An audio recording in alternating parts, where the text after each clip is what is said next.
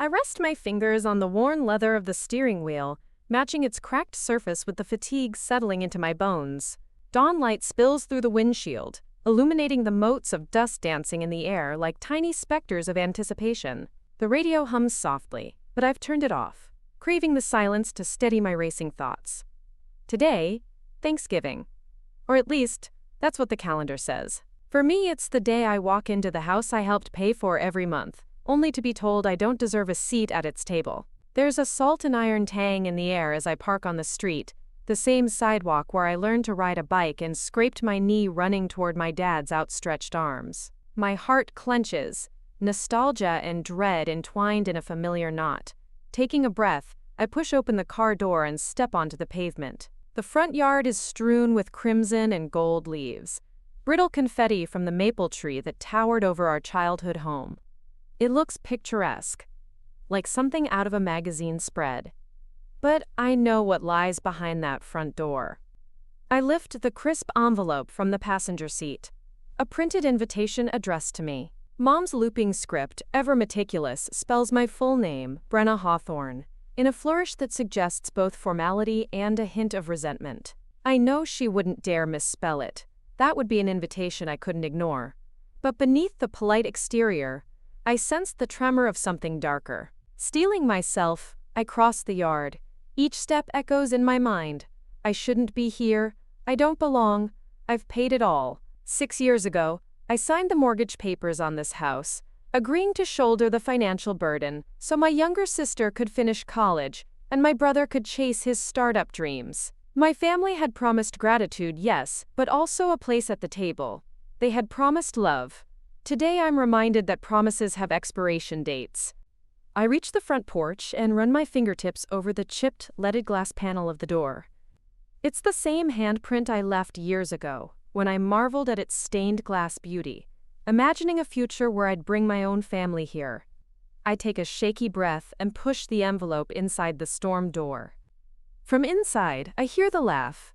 Mom's light, practiced laugh, the one she reserves for her charity galas and PTA meetings. It's a sound I haven't heard since she declared I wasn't contributing enough to the household. I step into the foyer and catch sight of her.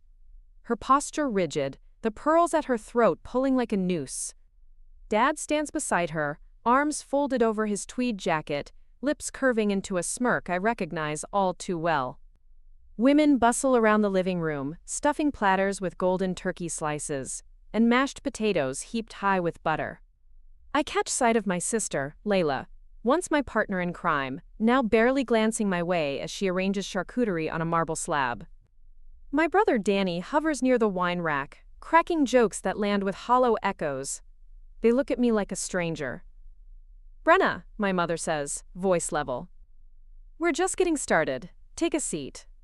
She nods toward a chair at the far end of the table, one that's noticeably shorter than the others. I can see the indent where a booster seat once belonged, back when we thought that was normal. I swallow.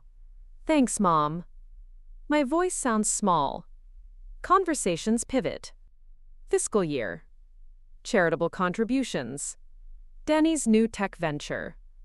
Not once do I hear a mention of my name. My heart hammers as I approach the seat, feeling invisible under the scrutiny of all those eyes. I slide into the chair. It wobbles, as if unsure whether it should take me at all. Mom clinks her spoon against her glass. "Let's begin." The room stills. Dad clears his throat. "Before we start, Brenna, we need to talk." My pulse spikes. The knuckles of my hands whiten as I grip the table's edge. I brace for the usual. I've heard this speech before. You're not pulling your weight. You're not contributing. Mom's lips press into a thin line. It's come to our attention that you've been withholding something. She lifts her chin, daring me to challenge her. I don't know what you mean. I keep my tone even, but my heart threatens to burst free from my chest. Don't play coy, Dad says. You're 6 months behind on the HOA dues, and we've had to cover them for you. My breath catches. 6 months. 6 months of perfect payments, diligently paid by me, to keep this home? My home, above water. Only I didn't realize they'd been late. The bank statements say otherwise. I take a breath. I paid everything on time. I have the statements.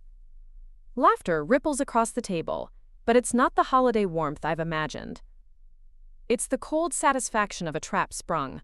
Layla smirks, exchanging glances with Danny as though they've rehearsed this moment. Dad's voice dips low. We've decided that since you're unwilling to keep up, you're not welcome here.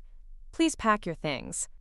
And leave, Mom finishes, polite as if signing off on a purchase order. I blink. The world narrows, my fork drops clattering against my plate. Glass shards shimmer on the linen cloth.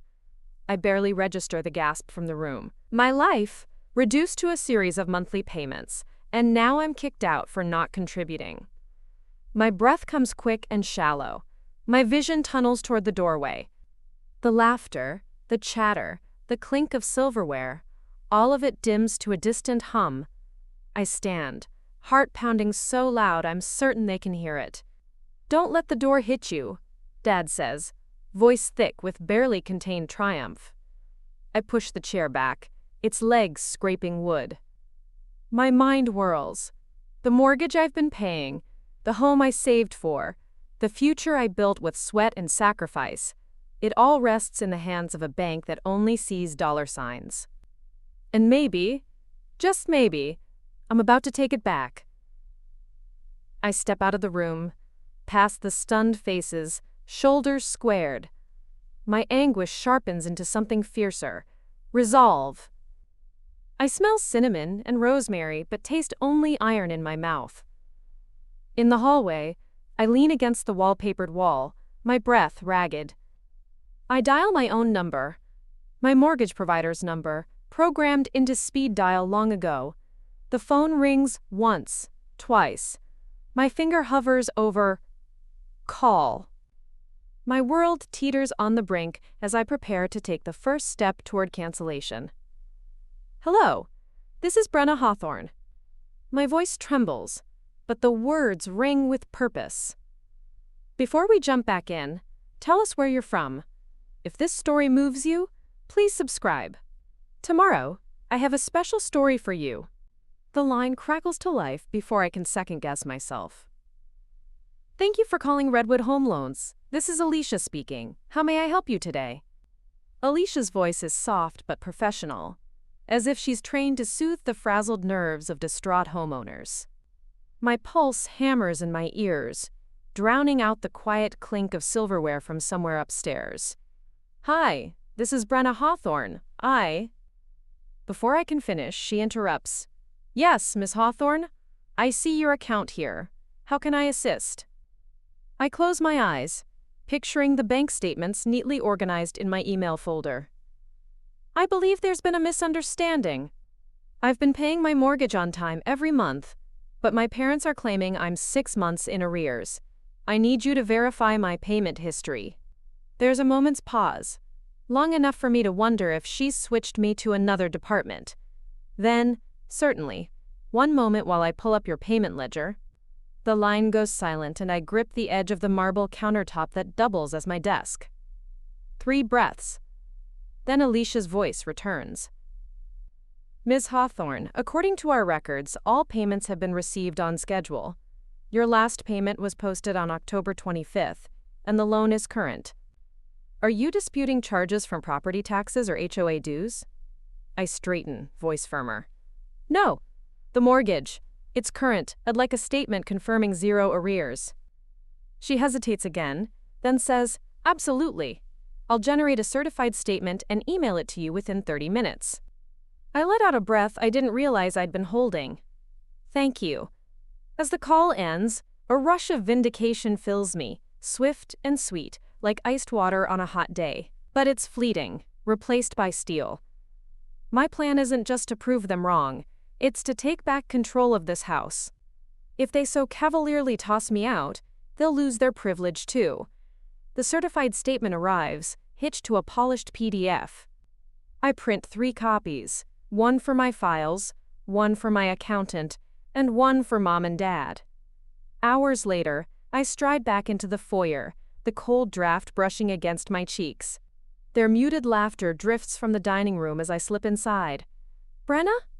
What are you doing here? Layla's voice is muffled but carries that unmistakable edge of surprise, like seeing a phantom at your door. I hold up the crisp statement. Just here to settle up. Mom and Dad appear at the archway. My mother's perfume, rose and musk, wafts around her, but I barely notice. I'm focused on the paper between my hands. Dad clears his throat.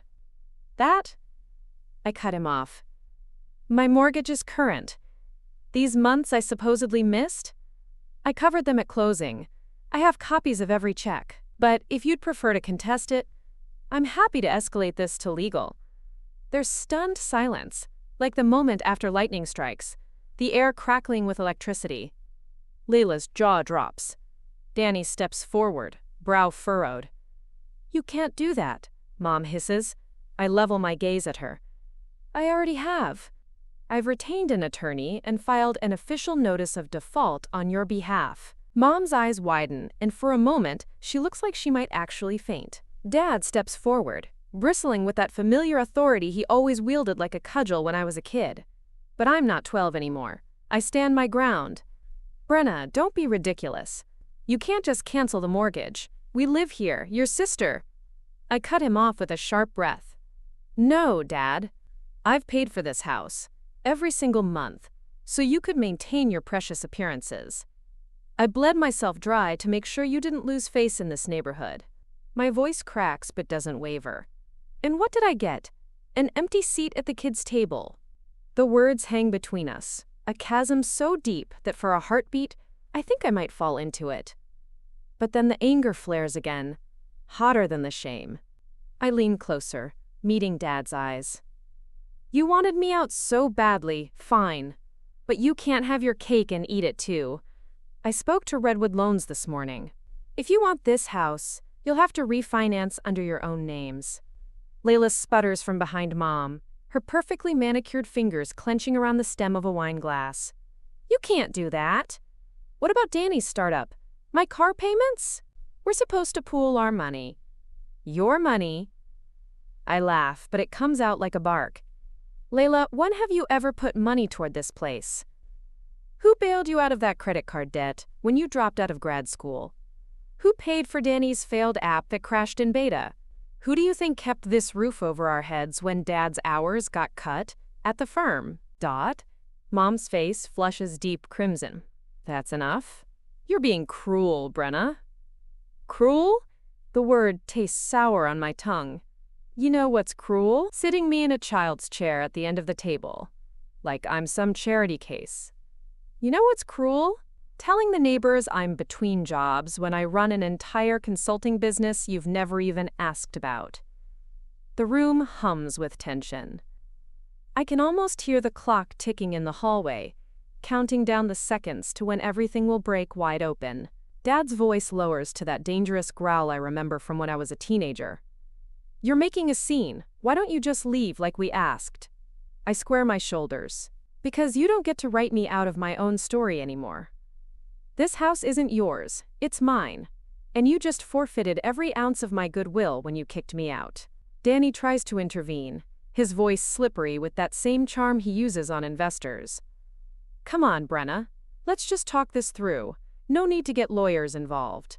I look at him and see the little brother who used to hide behind my legs when thunder rattled the windows. But that kid is gone, buried beneath layers of entitlement and sweet promises he never keeps. We're past talking, Danny. I've been paying for everyone's comfort for years. Now it's your turn to stand on your own feet. A tear slips down Mom's cheek, but she doesn't wipe it away. For the first time in my life, I don't feel guilt at the sight of her crying. I feel free. I turn for the door. You have 30 days to figure it out. Or Redwood forecloses. Good luck at your charity gala next month, Mom. The cold air hits me as I step outside. It's biting, like a slap. But I welcome it.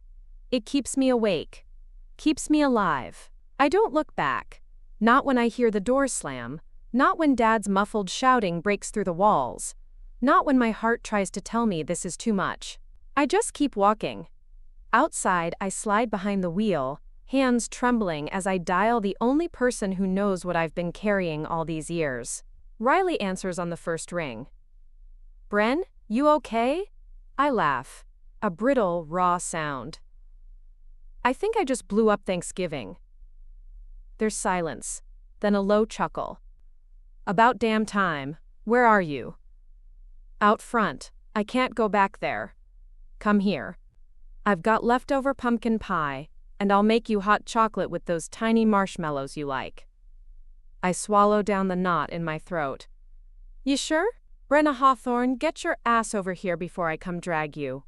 I pull away from the curb, tires crunching over fallen leaves. The house behind me shrinks in the rearview mirror. It doesn't look like home anymore, just a shell I've outgrown, a cage I'm finally free of. At Riley's, the lights glow warm against the early dusk. She meets me at the door, her flannel pajamas tucked into fuzzy socks, a mug of cocoa already waiting.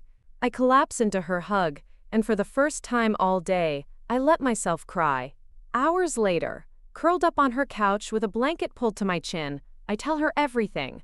How it started, how it ended, how it's not over yet. She listens, her hand wrapped around mine.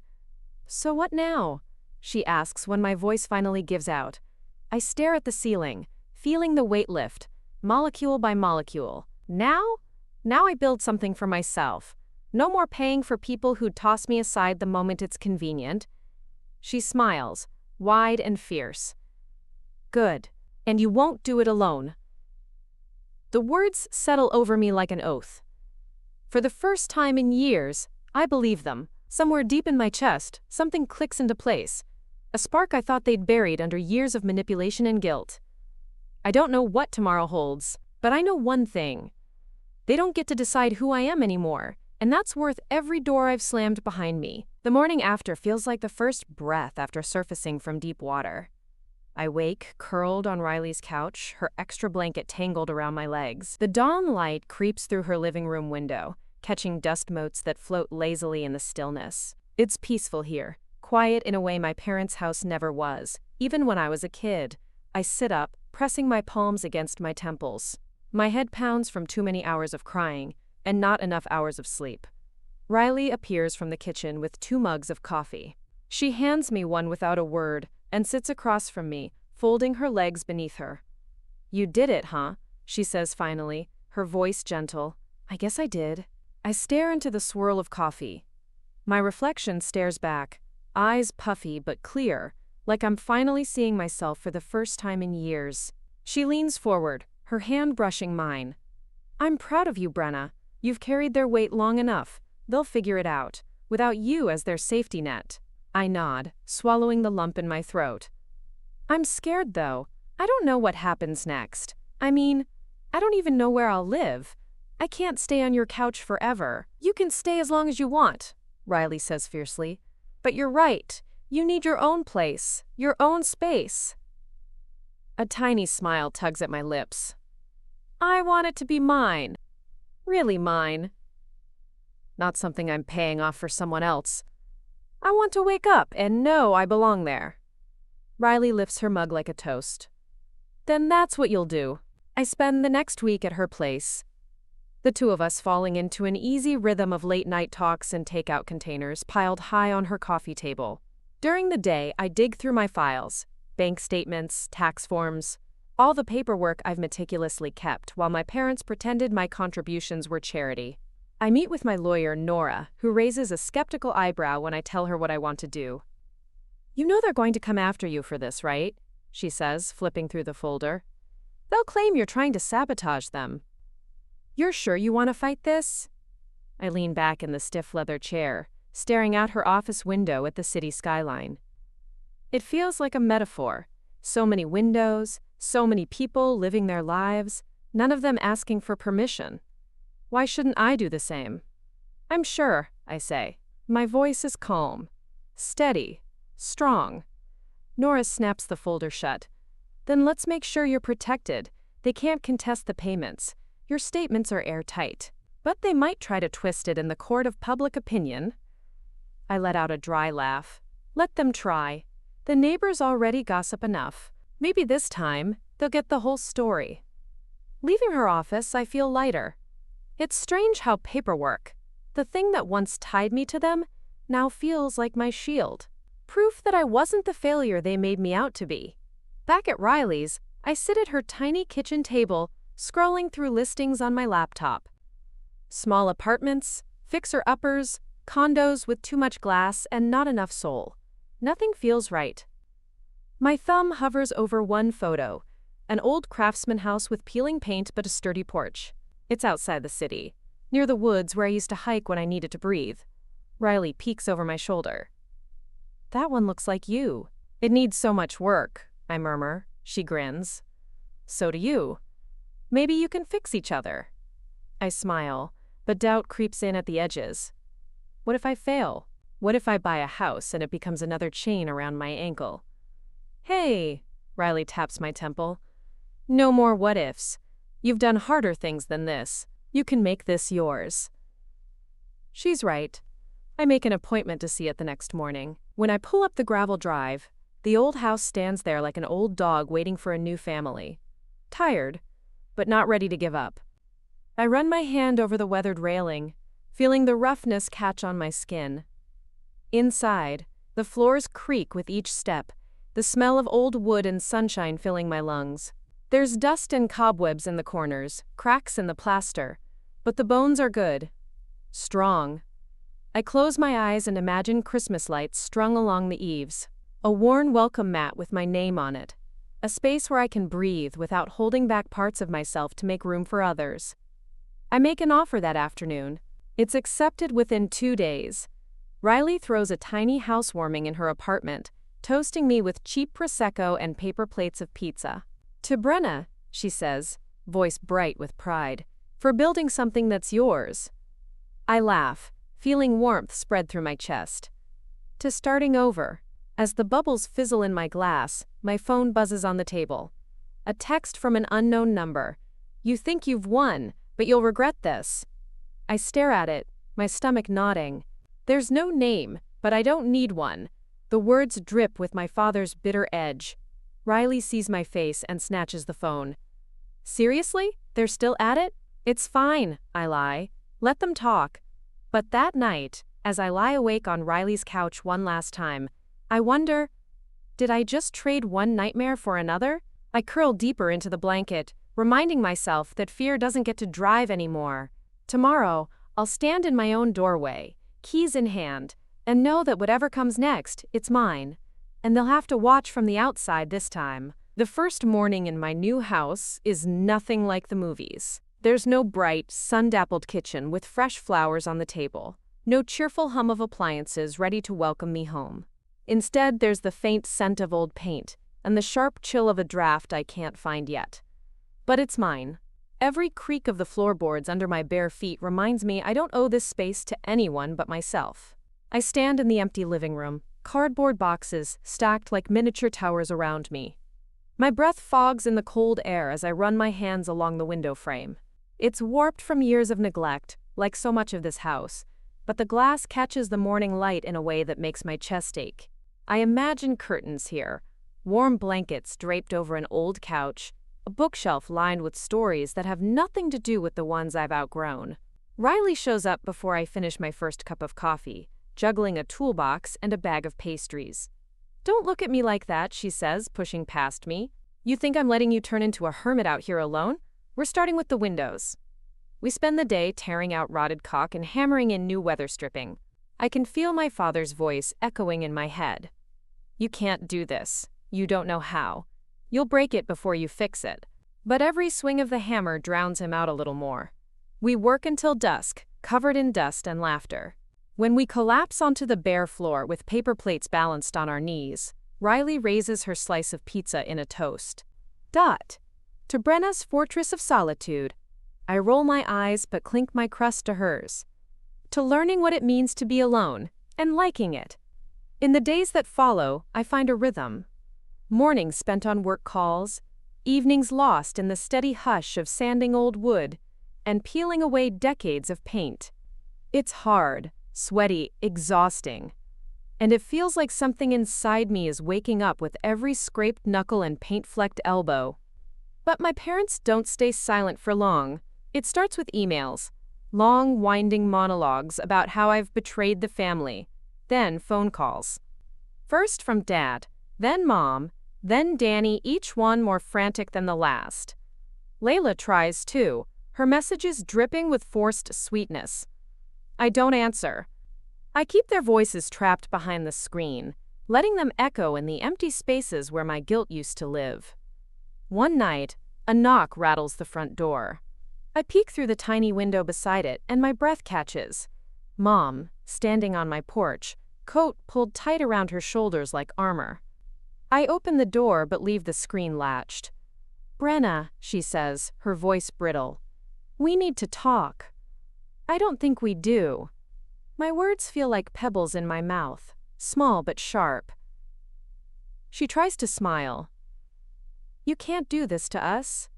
You know that, right?" I lean against the doorframe. "I'm not doing anything to you. You're the ones who threw me out." Her eyes flash. "You know we didn't mean it like that." "How did you mean it?" I ask, my voice rising despite myself. "You humiliated me in front of everyone. You called me a burden while I paid your bills. You made me feel small every day I stayed in that house." She bristles. "We're your family, Brenna. You don't just cut off family." The word twists in my chest, but I stand my ground.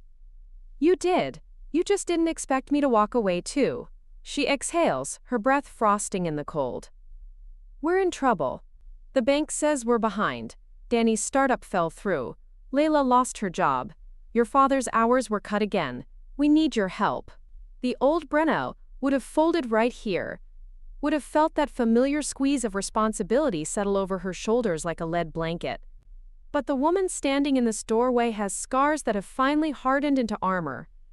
"No," I say, soft but steady. "I'm not your safety net anymore." Mom's eyes glisten. "We're your family." "You said that already." I lift my chin, willing my voice not to shake. "I'm not going back. I'm not paying for people who never saw me as anything but convenient." She looks at me for a long moment, really looks. Maybe for the first time in years. Then she turns, her footsteps crunching down my gravel walk. The porch light flickers as her shadow fades into the night. Inside, I slide to the floor, my back against the door. I breathe. 1, 2, 3. My phone buzzes in my pocket. A message from Riley. "You okay?" I text back.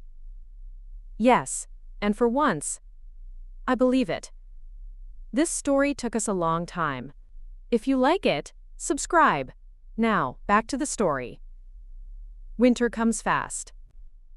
I spend my weekends weatherproofing windows and learning how to fix things I once thought I'd have to pay someone else to do. My hands grow rough, my nails ragged, but my house feels warmer each night. Sometimes I wonder if my parents drive by, hoping to see me falter, waiting for the day I come crawling back. They don't understand yet that that door is locked for good. One night, I sit on the living room floor, blueprints spread around me. I'm planning a garden in the back come spring, a place to grow something with roots, something I'll watch bloom without fearing it'll be ripped away. The house hums around me, old pipes clanking like they're settling into the new order. I smile. For the first time in a long time, I'm not dreading the future. I'm building it. And it's mine. Snowdrifts pile high against my porch steps as January settles in with a relentless hush. Each morning I wake to the groan of the old furnace kicking to life, the windows rattling, as if reminding me that this place is old, imperfect, and mine. I like it that way. I like the way the flaws speak to the things that last, no matter how many storms try to bury them. I spend my days balancing my consulting work with endless trips to the hardware store. Riley comes by on weekends with a fresh roll of painter's tape and a look in her eyes that says she won't take no for an answer when she drags me to the local diner afterward for greasy fries and stories about her week. It feels good, having someone who shows up with no strings attached. It takes weeks to get the drafty back door fixed. The first time I close it and feel the cold stay outside, I laugh like a kid. There's power in small victories. There's power in doing it myself. I find old photographs tucked in the attic rafters, black and white snapshots of the house in better days, with a garden bursting with peonies and a clothesline strung between two ancient oaks. I tape them to the fridge, a reminder that this place had a story before me and now it has a story because of me. But my parents aren't done yet. They never are. I hear about it through Riley first. She calls one night, her voice tight. "Hey, did you see this?" "See what?" "Your dad's on Facebook posting about how you abandoned them. There's a whole thread. Neighbors are chiming in. It's bad." I clench the phone so hard my knuckles pop. "Of course he is." "Do you want me to say something?" Riley asks. "I will, you know." I close my eyes, imagining the comments. Poor Mr. Hawthorne. How could his daughter do that? What kind of person leaves their family when they're struggling? But they don't know what I know. They never saw the bruises on my spirit every time Dad's voice dipped into that low, shaming growl. They never felt the bone-deep exhaustion of paying for everything while they called me lazy. "No," I say finally. "Let him talk. Anyone who knows me, really knows me, knows the truth." Riley is quiet for a moment, then sighs. "Okay. But I've got your back. You know that, right?" "I know." We hang up, and I lean back on the couch, staring at the ceiling. The weight that used to push me to my knees when they twisted the narrative doesn't settle over me this time. I'm tired, yes, angry, but mostly I feel free. Let them talk. Let the neighborhood whisper behind closed doors. This time, I'm not playing my part in their story. A week later, I'm ankle-deep in snow in my backyard, hacking away at the thick layer of ice that's buried the old garden plot. I don't even notice the car until the crunch of tires on frozen gravel snaps me from my thoughts. I turn to see Danny stepping out of his leased SUV, the one I used to make the payments on when his company hit a rough patch. He looks out of place here, his shiny loafers already slick with snow, his pea coat dusted white. "Bren," he calls, forcing a grin. "Can we talk?" I lean on the shovel, my breath fogging in the sharp air. "I don't know, Danny. Can we?" He holds up his hands like he's surrendering. "Look, I know you're pissed. I get it. Things got messy. But we're family, right? We can fix this." I snort. "By fix, you mean what? You come in here, make me feel guilty, and I go back to paying your bills?" His smile flickers. "It's not like that. We're all struggling. Layla's car got repossessed last week. Dad says they might lose the house. If that happens, I interrupt, that's on them, not me." Danny's jaw tightens. "It's not right, Bren. They're your parents." I feel the familiar heat rising in my chest, but I keep my voice low. "You want to talk about right? Where was right when they made me sit in a broken chair at Thanksgiving? When they called me a leech after I drained my savings to keep the lights on for you all?" He shifts from foot to foot, his expensive shoes sinking into the snow. "Look, I'm not saying they handled it perfectly, but you're better off than all of us. You've always been the responsible one. You can help us get back on our feet." I stab the shovel into the frozen ground. "No, Danny, not this time. You're all adults. Figure it out." His eyes narrow, the easy charm draining away. "You're gonna regret this, Brenna. You think you're so righteous now, but when you're alone in this dump, get out," I say. My voice is so calm it scares me. "Leave. Now." He hesitates, like he wants to push me further. But something in my face must warn him off. He stomps back to his car, muttering under his breath, the engine whining to life as he spins the tires on the icy drive. I watch until his taillights vanish down the road. The quiet settles in again, broken only by the crunch of my boots as I get back to digging. Each shovel of ice and snow feels like shedding another layer of their hold on me. That night, Riley and I sit cross-legged on my dusty floor, a single lamp throwing golden pools of light onto the cracked plaster walls. She brings over takeout from the Thai place we used to splurge on back when I lived paycheck to paycheck. "They're gonna keep coming, you know," she says between bites. "Your family. People like them. They hate losing control. I nod, picking at my noodles. Let them come. This house has locks. So do I. Riley smirks. Look at you. Fortress Brenna. I laugh. It feels good. Warm. Real. I look around my imperfect little home, peeling paint, drafty corners and all, and realize I'd rather fight for this than live my old life one more day. When Riley leaves, I linger by the front door, pressing my palm to the cool wood. I think of all the doors I've opened for people who only wanted to take. This one stays closed for them now.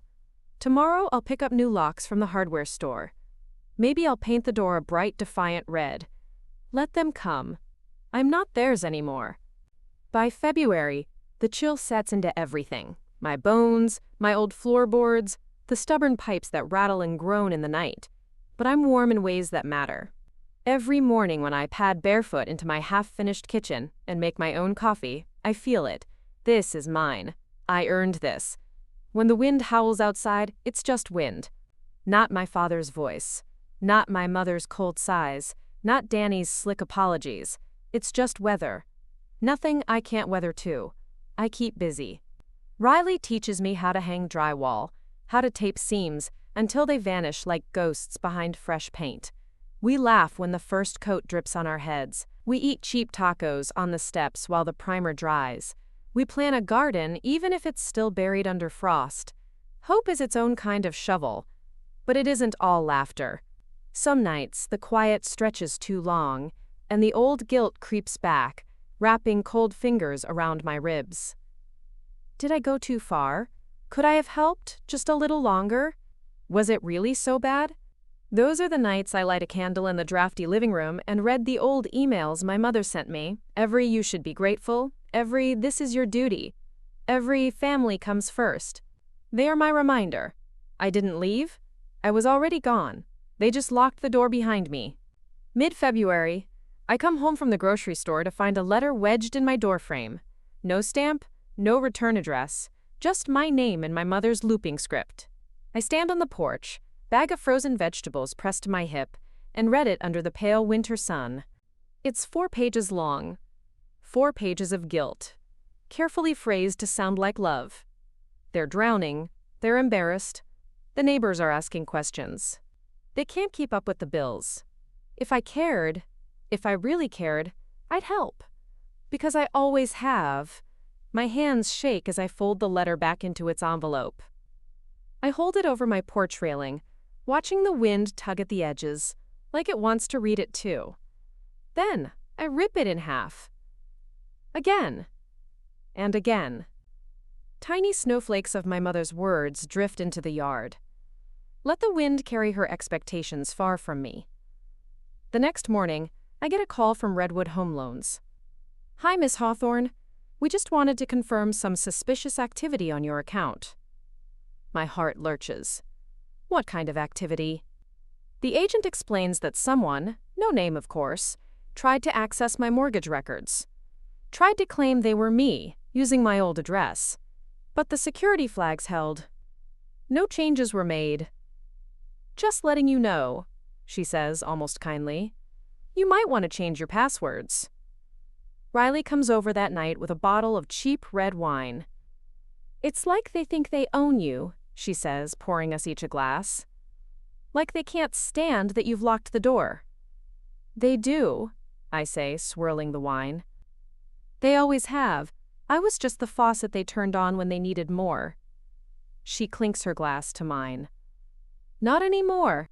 When she leaves, I stand at my front window, watching the streetlights flicker to life. I see the shadows of houses across the way, warm and cozy, and none of my business. I don't wonder what the neighbors think of me. I don't care if they whisper about the Hawthorne girl who kicked her family out of her bank account. I wonder what they'd say if they knew how it really felt. Paying to stay invisible. I wonder if they'd understand that freedom sometimes costs more than staying chained. One night, I find myself driving through my old neighborhood. I don't know why I do it. Some morbid curiosity, maybe. The street looks the same. Tidy lawns, Christmas lights still clinging to porches, even as spring creeps closer. My parents' house stands there like a mausoleum of all my old sacrifices. A for sale sign leans in the front yard, crooked in the frost-bitten ground. My chest tightens. Part of me wants to feel sad, but mostly I feel nothing. They'll sell it, pocket what they can, blame me for the rest. I drive on, windows down, the cold air biting my cheeks until they burn. I don't look back.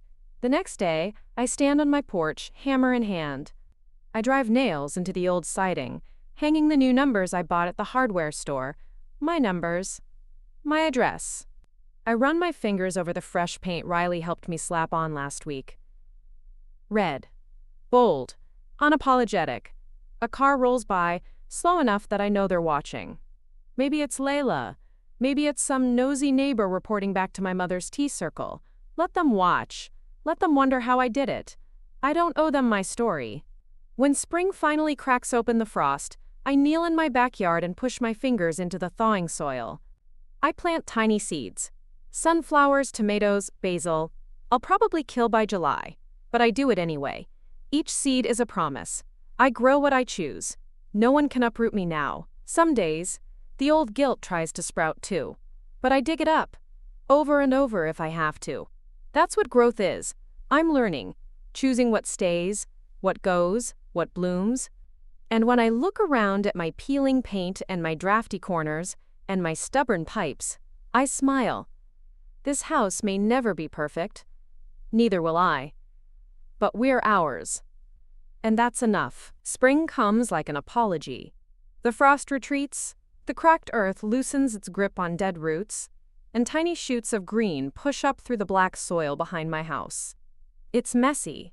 It's imperfect. It's beautiful. I wake up to birdsong instead of my father's voice echoing in my head. The floor still creaks.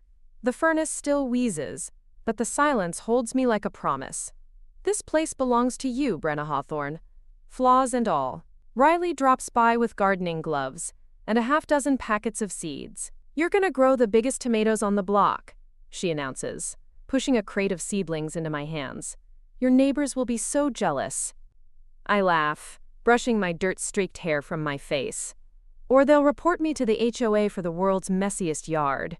You don't have an HOA anymore, remember? She grins and it hits me again. How light that freedom feels. I didn't realize how many invisible chains wrapped around my ankles until they were gone. We spend the afternoon planting. I tell her how I found the old garden beds buried under a tangle of weeds, how I unearthed a rusted metal sign that once read Hawthorne Herb Haven, an accidental prophecy for the life I'm building now. We get halfway through a row of sunflowers when my phone buzzes. I ignore it, but it keeps buzzing. And buzzing. Finally, Riley snatches it up, squinting at the screen. Your sister. Again. I wipe my hands on my jeans, take the phone, and read the latest barrage of texts. Leela. Dad says you owe him a conversation. Layla. You think you're better than us now? Leela. You can't just cut us off forever. Riley watches my face, her eyes soft but fierce. You don't have to answer. I know. I drop the phone on the porch railing, letting the sunlight warm the back of my neck. It's weird. I used to think the only way to survive was to keep them happy. Now it's just quiet. She tosses me a sunflower seed. Plant that. Give it something better to grow. I do. One seed at a time, I let the old stories rot beneath the new ones. By late April, the garden is a patchwork of hope. Tiny sprouts pushing up through the dirt, each one a little rebellion. I learn how to fix the squeaky porch steps. Riley shows me how to stain the deck. I watch YouTube videos at 2 a.m. on how to repair the old window frames I thought were hopeless. I get frustrated, covered in sawdust, but I don't quit. And every week, like clockwork, another letter arrives in my mailbox. From my mother, or my father, or Danny, who suddenly discovered the art of handwritten guilt.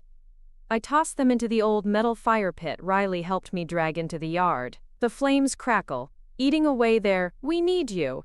You owe us." Family means sacrifice. One ember at a time, their story loses its power. One Sunday, I see them for the first time in months. I'm at the farmer's market, comparing baskets of strawberries, when I catch a familiar figure out of the corner of my eye. Dad, standing at the edge of the stall, his posture rigid, eyes fixed on me like he can will me back into my place. He doesn't call my name. He doesn't move. He just watches. My pulse hammers in my throat. I feel the old fear rise like bile, his disappointment, his sharp tongue, the weight of all the times I let him bend me to his will. But then Riley's hand slides into mine. She's here too, like she always is. "Do you want to go?" she asks. I take a slow breath, square my shoulders, and look right back at him. "No," I say, "I'm good." We walk past him, my chin high. He flinches when I meet his gaze. Just a flicker, but I see it. He knows. I'm not his to push around anymore. Back home, I sit on my porch steps and watch the breeze ripple through my half-grown garden. I think about all the ways they tried to teach me that love was conditional, that family meant obedience, how they used shame to keep me small, quiet, compliant. But every shovel of dirt, every nail hammered into these walls, every seed planted in the thawing ground, it's a new page, a new voice. Mine. Riley sits beside me, a mug of tea warming her hands. "You know," she says, nudging my shoulder, "you've changed more than this house has." I smile. Maybe. But this house changed me too. It gave me a place to put down roots. "It gave you back to you," she says softly. The sun dips behind the trees, the first fireflies blinking into the dusk. I sip my tea and feel it in my bones. I'm not done yet. There's more to grow. More to build. More to fight for, on my own terms. And for once, I'm not scared of what comes next. Let them knock. Let them write their letters. Let them spin their stories to neighbors who never knew me. This house stands strong. So do I. I lean back on the steps, dirt still caked under my nails, the smell of earth and possibility all around me. I know there will be storms ahead. But I'm ready. This time, the door is mine to open, and mine to close. May comes in warm and slow, sunlight pooling in the corners of my little house like a secret only I get to keep. The old maple in the front yard, the one that drops leaves like confetti every fall, is blooming again. I sit on the porch steps most evenings, feeling the rough wood under my palms and the weight of my old life slipping away one breeze at a time. I'm learning new things. How to patch the garden fence when the wind knocks it loose. How to clear a clogged gutter without cursing too loud when the ladder wobbles. How to smile at my reflection in the front window when the house catches me off guard, like it wants to remind me, "Hey, you're doing it, you're really here." Riley keeps showing up with more seeds and more reasons to laugh. "You need a swing out here," she says one evening, her feet propped on the railing as we drink cheap wine from mismatched mugs. "A bright yellow one. Right there from the old oak." I grin at the idea. I never had one growing up. Dad said swings were dangerous. Of course he did. Riley rolls her eyes. Time to build the dangerous life you deserve. We toast to that. To new risks. To old chains rusting into nothing. But old ghosts don't vanish, just because I've claimed my freedom. Some nights I still feel them, pressing against the walls like a draft that seeps in under the door. The letters keep coming, tucked under my doormat when they think I won't notice. Guilt disguised as love. Regret disguised as kindness. Promises that never kept me warm then and won't start now. By June, the garden is a jungle of stubborn green life. Tomato vines tangle along the fence. Basil and mint push through the cracked stone path. The sunflowers Riley made me plant tower over the old porch railing, faces tilted to the sky like they own the place. I guess, in a way, they do. Some mornings I wake up before dawn, slip outside barefoot, and run my hands over the leaves still cool with dew. I whisper thanks to the seeds for doing what they do best. Grow where they're planted, no permission asked. Inside, the house smells like fresh paint and coffee. The cracks in the walls are patched now, the squeaky door hinges replaced. There's still 100 things left to fix, but I don't mind. This place isn't a burden anymore. It's a promise. One Saturday, Riley surprises me with a picnic basket and a bottle of cheap champagne. "We're celebrating," she says, pushing the basket into my arms before I can protest. Celebrating what? You, she says.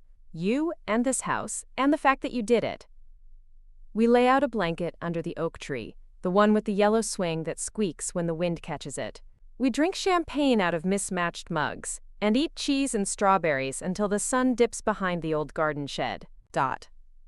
Do you ever think about going back? Riley asks, suddenly, her voice soft in the dusk.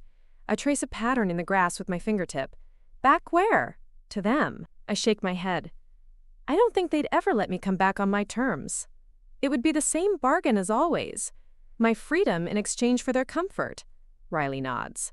You know they're talking, right? I see the posts.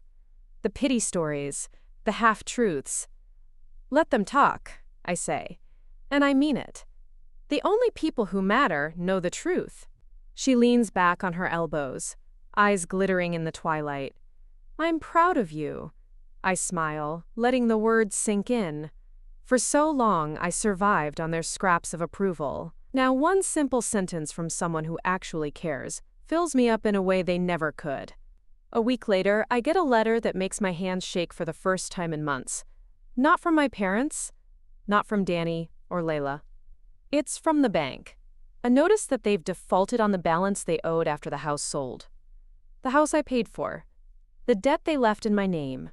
Riley finds me pacing the living room, the letter clutched in my fist. Brenna, what's wrong? They did it again, I choke out. They left the mortgage in my name when they sold. They stopped paying. And now the bank says I'm responsible. She takes the letter, scanning it fast. Can they even do that? They forged my signature, I say, my voice hollow. They must have. They never took my name off the papers. Riley's eyes darken. Okay. Then we fight. We get your lawyer. We prove it.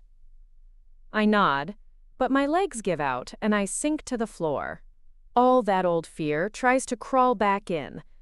Dad's voice telling me I'm too soft, too naive, too dependent. Mom's careful silence when I begged for help. Danny's promises. Layla's petty jabs. I think of the swing. The garden.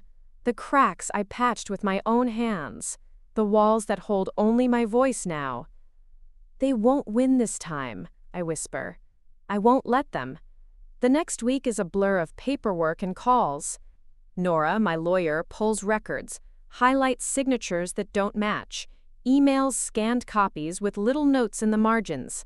This will hold. We have them here. Stay strong. I do. Not because I'm fearless, but because fear doesn't get the final word anymore. They send a letter. My parents. A last desperate plea, framed as an apology. It was a misunderstanding. We needed the money. We were going to fix it. Family should forgive. I read it once. Then I feed it to the fire pit out back. By July, the bank withdraws the claim. The forged signature is thrown out. They owe what they owe. I owe nothing but the truth I built from the ground up. Riley drags me to the diner when it's over. We sit in a booth, sticky vinyl under our legs, sipping milkshakes like kids who just pulled off a heist. So what now? She asks. I stir my straw through the whipped cream. Now? Now I plant more flowers, paint more walls, sit on my porch and watch the world go by without asking me for my soul. She taps her mug against mine. To Brenna's fortress. Not a fortress, I say. A garden. Things can grow here. When I get home that night, I find another letter wedged in the mailbox. I tear it open right there on the porch, my heart steady for once. Inside is one line in my father's tight scrawl. You'll regret this. I laugh. Really laugh. I crumple it and toss it in the trash can inside. The one that smells like fresh basil and last night's coffee grounds. I step out onto my porch, the swing squeaking in the warm breeze. Fireflies blink in the yard, drifting over rows of stubborn tomato plants and sunflowers that reach for the stars. Let them talk. Let them lie. Let them rage. This house stands because I stand, and for the first time, I know. Regret is theirs to carry. Not mine. August turns my yard into a sun-baked patchwork of wildflowers, weeds, and stubborn vegetables. I spend mornings pulling up roots I don't want, tending to the ones I do. It feels like a ritual, my hands deep in the earth, reminding me that I decide what grows here now. Word gets around. The neighbors wave when they pass, some with polite nods, others with a hint of curiosity in their eyes. The pity looks fade after a while, replaced by a new respect, like they're realizing the girl they heard about isn't the one standing barefoot in her garden now. Riley shows up with paint swatches and a grin. Time to tackle the living room, she declares, fanning out colors like poker cards. Earth tones? Jewel tones? Or do we go full rebel and do black walls like a Gothic castle? I laugh so hard, I almost spill my coffee. One room at a time. We patch plaster, sand trim, paint until our arms ache. It's tedious, messy, and exactly what I need. Each brushstroke is a promise. This space will hold my laughter, my quiet, my rage, and my calm. Not theirs. Never again. But ghosts never knock politely. They let themselves in through cracks when you least expect it. Dut. One muggy night, I'm cleaning paint rollers in the bathtub when the doorbell rings. My stomach drops. It's almost midnight. No one good comes calling at midnight. Riley's staying over, so she's the one who peeks through the front window. "It's Layla," she whispers, "and she doesn't look good." I wipe my hands on a rag, my heartbeat loud in my ears. Did she come alone? Yeah. I open the door just enough for my sister's face to swim into view. She looks smaller somehow. Hollowed out. Her hair is pulled back tight like it's the only thing she can control. "What do you want, Layla?" She flinches at the edge in my voice. "Brenna, can I come in?" "No." "Say what you need to say." She glances at Riley behind me, then drops her eyes to the porch boards. "They're selling everything. The debt collectors are calling me now. Danny's gone, disappeared. Dad's health is worse. Mom's barely holding on." "So you came here?" I ask. "To what? Guilt me into fixing it again?" Her eyes snap up, sudden anger breaking through the cracks. "It's not about guilt. I thought maybe you'd want to see them before it's too late. Before you regret it." The word hits like ice water down my back. Regret. That's funny, Layla. I regret a lot of things, but standing up for myself isn't one of them. She wipes at her eyes with the back of her hand. "You don't understand."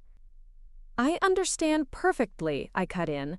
"I understand what it costs to carry everyone else's mistakes. I understand what it feels like to be kicked out for not contributing when you were the only one keeping the lights on. I understand I don't owe anyone another piece of me." Layla shifts from foot to foot. "So that's it? You're just done?" "Yes," I say. The word lands between us like a stone. She shakes her head. "One day, you'll wish you'd handled this differently." Riley steps forward, her arms crossed. "She already did. Now she's done wishing." I close the door. I don't slam it. Just a quiet click of the lock sliding into place. Through the window, I watch Layla stand there for a few seconds, shoulders hunched, before she turns and walks into the dark. Riley squeezes my arm. "You okay?" "Yeah," I say, though my chest feels hollow. "I'm tired of being the villain in their story." "Good," she says. "It means you're writing your own." The next day, I drag a chair into the yard and sit by my half-grown sunflowers. I watch a bee dart from blossom to blossom, oblivious to the noise of the world. I wonder if bees ever feel guilt for taking what they need. Probably not. They know they're part of something bigger, something that doesn't exist without them. By late August, the bank officially finalizes the last piece of the old house sale. They're on the hook for what's left. My name is clear. My lawyer emails me a PDF paid in full. I print it and tape it to my fridge, next to my garden photos and Riley's terrible doodles on sticky notes. One night, I sit on the porch swing, the yellow paint chipped from too many hours in the sun. I push back and forth with my toes, the chain creaking like an old friend. Fireflies flicker over the yard. The basil plants brush against my shins in the breeze. Riley sits beside me, legs curled under her. You know, she says, you could throw a housewarming party. Show everyone how you did it without them. Maybe, I say, but I don't think I need to prove anything anymore. She smiles. Good answer. I tilt my head back, staring at the stars winking through the oak branches. Do you think they'll ever stop trying? Riley shrugs. Probably not. People like that don't believe you're real unless they're controlling you. I think of Leela's face on my porch. The desperation, the old strings trying to hook into my chest one last time. But they didn't. They snapped. And they stayed snapped. I'll be ready, I say. Riley nudges my shoulder. You already are. The house settles around us. Crickets in the grass, whine through the screen door. The hum of my own heartbeat, steady and mine. And for the first time, I don't wonder what I owe the world. I know what I owe myself. Everything. September drifts in on a breeze that carries the first scent of fallen leaves. My garden starts to fade, green giving way to gold and rust. I watch the sunflowers droop under their own weight, seeds forming in their heavy heads. Even things that bend know how to stand tall before they let go. I spend long afternoons on my porch swing, a mug of tea warming my hands while the world slows down around me. It's quiet here. Honest quiet. Not the tense silence I used to hold my breath through in my parents' house. The swing creaks. The wind hums through the old oak. I breathe. I exist. That's enough. One crisp morning, I find a letter on my doorstep. I know the handwriting before I pick it up. My father's harsh angles softened by my mother's need for things to look tidy. I tear it open without ceremony. It's more of the same. You'll regret this. You'll be alone when you're older. Family means forgiveness. It's like they don't know how to speak any other language than fear and shame. I let the paper drop into the garden soil. The wind will take it, or the rain will melt it. Either way, I don't carry it inside. Inside, the house hums with my new life. There are fingerprints on freshly painted walls. Books stacked in corners I haven't gotten around to shelving. A pie cooling on the counter because Riley decided I needed a proper autumn moment.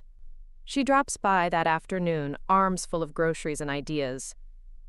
We should do something with the porch, she says. Carve pumpkins, maybe? Or hang a wreath.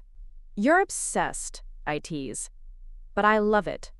The simple planning for something as small as a wreath. It's a luxury, this slow, gentle life, where the worst thing I worry about is whether my basil will survive another month.